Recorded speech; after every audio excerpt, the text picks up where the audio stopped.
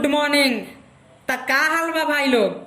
तू लोग तो समझिए गेल होखबा कि आज हम कौन ट्रैक पर गाना लिख के लाइल बानी।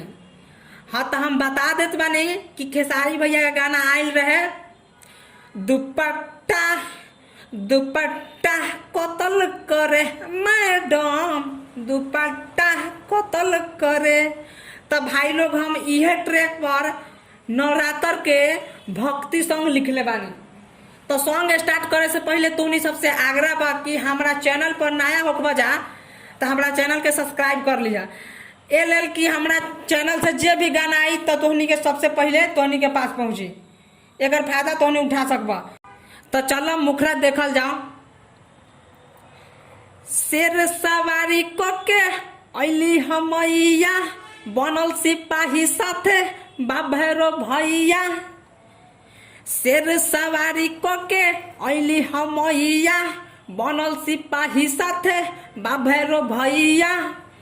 अपा में पायल छनकतावे चुनरिया, चुनरिया चमकतावे गजबे, चुनरिया चमकतावे। तो भाई लोग हमार मुखरा कैसन लागल तोहनी जा कमेंट करके जरूर बताइए। तो चलो अंतरा स्टार्ट कर जाओ। गादा त्रिशूल हाथे शोभे कटारी, सबका से नीक मैया लागेली प्यारी। गादा त्रिशूल हाथे शोभे कटारी, सबका से नीक मैया लागेली प्यारी। नाचे भगता सक्षम कतवे चुनरिया, चुनरिया चमकतावे गजबे, चुनरिया चमकतावे। तो भाई लोग हमारे चैनल पर नया होगा जाता चैनल के सब्सक्राइब कर लिया, ताकि जब भी मैं ऐसे हिट मैटर लिख के डालूं तो सबसे पहले तोहनिए के पास पहुंचे। तो चलो एक नाम अंतर देखावा तानी। शंभु समर माइके लिखेला चारी, जगमग मंडप करे भइल तैयारी। अरे शंभु समर माइके लिखेला चारी, जगमग मंडप करे भइल तैयारी।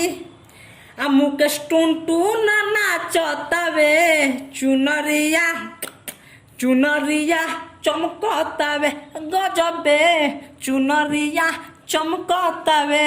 प्लीज सब्सक्राइब कर दिया जा, आप वीडियो के फुल देखिए आ कमेंट करके ये बतावा जा कि हम अगला गाना कौन ट्रैक पर लिखी।